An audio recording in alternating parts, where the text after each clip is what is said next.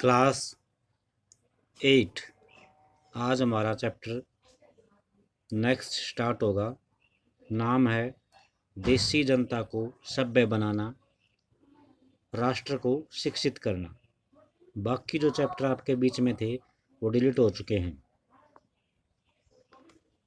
अब देसी जनता को सभ्य बनाने के लिए, क्योंकि अंग्रेज ये समझते थे कि भारत के लोग गंवार हैं, इनको कुछ नहीं आता, ये पशुओं की तरह रहते हैं, तो उन्होंने इस समाज को सभ्य बनाने के लिए अंग्रेजी शिक्षा का प्रचार प्रसार किया। वे ये समझते थे कि अंग्रेजी शिक्षा ही एक ऐसी शिक्षा है जिससे ये भारत के लोग सभ्य हो सकते हैं। तो देखते हैं क्या और क्या नीतियाँ अपनाई अंग्रेज़ों ने।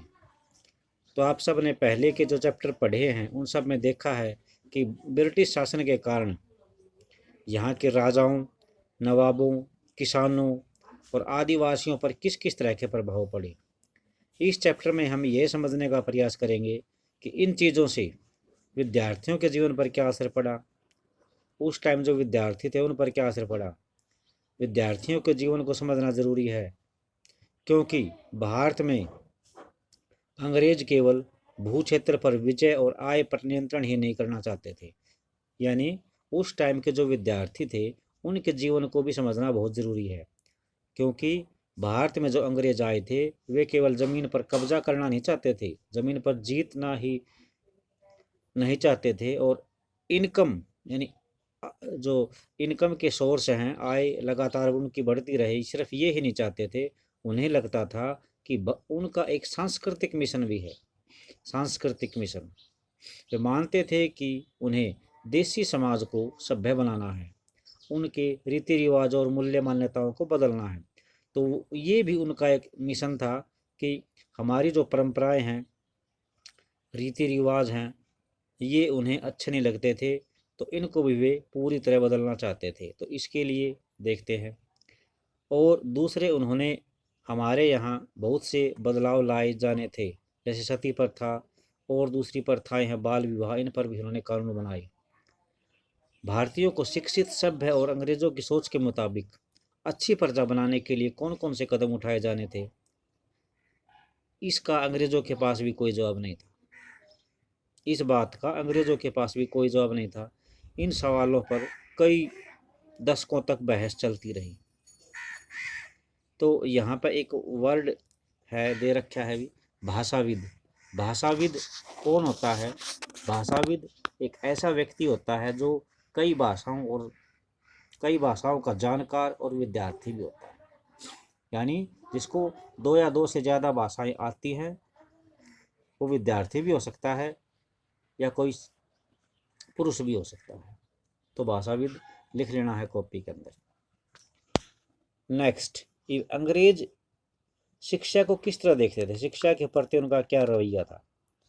आओ सबसे पहले इस बात पर ध्यान दें कि शिक्षा के क्षेत्र में अंग्रेज क्या सोच रहे थे, और शिक्षा के जो विचार आज हमें दिखाई दे रहे हैं अपने आसपास, वे पिछले 200 सालों से किस तरह विकसित हुए हैं।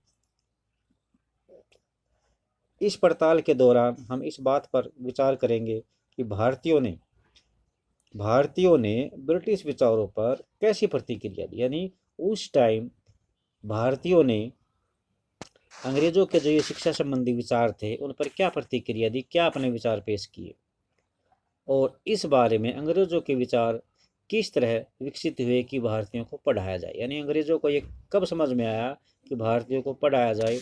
वे नहीं चाहते थे कि भारत के लोग संस्कृत पढ़े, गुरुकुलों में पढ़े, वे नहीं चाहते थे। वे चाहते थे कि भारत के लोग इंग्लिश मीडियम स्कूल में पढ़े और इंग्लिश को सीखें और हमारे लिए काम करें। अब देखो आगे,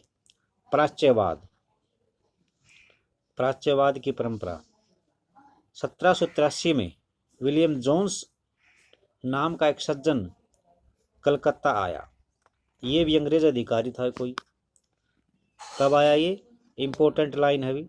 विलियम जोन्स कलकत्ता कब आई? 1783 में। उन्होंने ईस्ट इंडिया कंपनी द्वारा स्थापित किए गए सुप्रीम कोर्ट में जूनियर जज के पद पर तैनात किया गया था। तो इनका पद क्या था भी, किस पद पर थे ये? ईस्ट इंडिया कंपनी द्वारा, ईस्ट इंडिया कंपनी ने इनको सुप्रीम कोर्ट में जूनियर जज के पद पर तैनात किया था। कानून का माहिर होने के साथ साथ जोन्स एक भाषाविद भी थे, तो कानून की पूरी जानकारी थी इनके पास, और उसके अलावा ये अनेक भाषाओं के ज्ञाता भी थे, अनेक भाषाओं के जानकार भी थे, और विद्यार्थी भी थे। विद्यार्थी क्यों कह रहा हूँ मैं, क्योंकि इनकी दूसरी जो लैंग्वेज है, तो जैसे फारसी है, फारसी को सीखते थे। जब ये सीखते हैं तो विद्यार्थी हो जाते हैं। तो देखो यहाँ पर विलियम जोन्स फारसी भाषा सीख रहे हैं, इसलिए भाषाविद में विद्यार्थी शब्द का यूज किया गया है। विलियम जोन्स एक फारसी अध्यापक है, उससे फारसी भाषा सीख रहे हैं। तो वकील और कानून का जानकार होने के साथ साथ एक भाषाविद भी थे। उन्होंने ऑक्सफोर्ड में ग्रीक और लैटिन का अध्ययन किया था। वे फ्रेंच और अंग्रेजी जानते थे और अपने दोस्त से अरबी सीखने के अलावा फ्रांसीसी भाषा भी सीख चुके थे। तो देखो ये 4 भाषा सीख चुके थे भी, फ्रेंच, अंग्रेजी, अरबी और फ्रांसीसी। तो ये पूरा का जो पूरा पर्सन है ये क्या कहलाएगा भी, विलियम जोन्स के बारे में आप क्या जानते हैं। विलियम जोन्स का पेंसिल से जो निशान लगे हुए हैं सारा का सारा नोट करना है। विलियम जोन्स के बारे में आप क्या जानते हैं, या विलियम जोन्स कौन था, ठीक है भी। उसके बाद है कलकत्ता में आने के बाद, कलकत्ता में जब वे आए तो वहाँ आने के बाद वे रोजाना घंटों संस्कृत विद्वानों के साथ बैठकर उनसे संस्कृत की बारीकियाँ, यानी संस्कृत के जो जानकार अच्छे विद्वान थे उस टाइम वो संस्कृत की छोटी छोटी बातें, बारीकियाँ, उसका व्याकरण और संस्कृत वाक्यों, संस्कृत काव्यों का अध्ययन करने लगे थे। तो इतनी गहरी सोच थी इनकी कि इनको संस्कृत, क्योंकि भारत और भारतीयता को समझने के लिए संस्कृत का ज्ञान होना जरूरी है, तो इन्होंने संस्कृत भी, उसकी बारीकियां, उसकी व्याकरण और संस्कृत काव्यों का भी अध्ययन किया। कुछ ही समय में उन्होंने कानून, दर्शन, धर्म, राजनीति, नैतिकता, अंकगणित, चिकित्सा विज्ञान और अन्य विज्ञानों की प्राचीन भारतीय पुस्तकों का अध्ययन शुरू कर दिया। जोन्स ने पाया, अब जोन्स ने इन किताबों को पढ़ने के बाद क्या पाया, जोन्स ने पाया कि उस समय कलकत्ता में तैनात बहुत सारे अंग्रेज अफसर भी उन जैसी ही दिलचस्पियां रखते थे। यानी उस टाइम के जो अंग्रेज अफसर थे वो विलियम जोन्स की तरह ही अनेक भाषा सीखना चाहते थे, भारतीयता को और भारत के लोगों को समझना चाहते थे। ऐसा ही एक था हेनरी टॉमस कोलब्रुक और नेथेनियल हालहेड भी भारतीय भाषाएं सीखकर संस्कृत व फारसी रचनाओं का अंग्रेजी में अनुवाद कर रहे थे। तो ये इम्पोर्टेंट पॉइंट आ गया यहाँ पर फिर, हेनरी टॉमस कोलब्रुक और नेथेनियल हालहेड भी भारत की जो भाषाएं थी उनको सीखकर, भारत की भाषाएं क्या थी भी, संस्कृत और फारसी, इनको सीखकर और अंग्रेजी में इनको ट्रांसलेट कर रहे थे और प्राचीन भारतीय विरासत को समझने का प्रयास कर रहे थे। इन लोगों के साथ विलियम जोन्स ने मिलकर एक एशियाटिक सोसाइटी ऑफ बंगाल का गठन किया। Asiatic Society of Bengal, Asiatic Research नामक शोध पत्रिका का प्रकाशन शुरू कर दिया। जोन्स और कोलब्रुक भारत के प्रति एक खास तरह का रवैया रखते थे।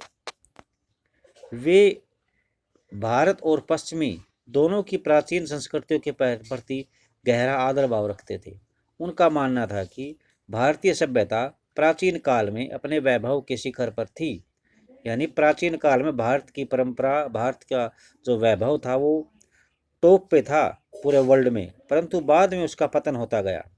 उनकी राय में भारत को समझने के लिए प्राचीन काल में लिखे गए यहाँ के पवित्र और कानूनी ग्रंथों को खोजना और समझना जरूरी था। उनका मानना था कि हिंदुओं और मुसलमानों के असली विचारों व कानूनों को इन्हीं रचनाओं के जरिए समझा जा सकता है। इन रचनाओं के पुनः अध्ययन से ही भारत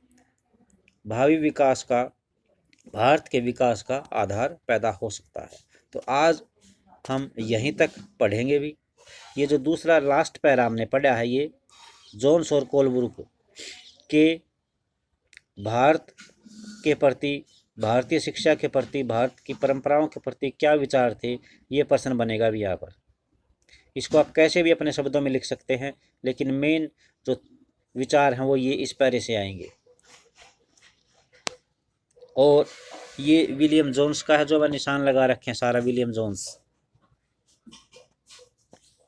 तो इनको अच्छी तरह से पढ़ना। आज के लिए इतना ही करते हैं। कल हम नेक्स्ट, ये बीच में हमने रोक दिया है, तो इसको इतना ही समझना और ये चैप्टर अच्छी तरह से आप पढ़ना घर पे। थैंक्स।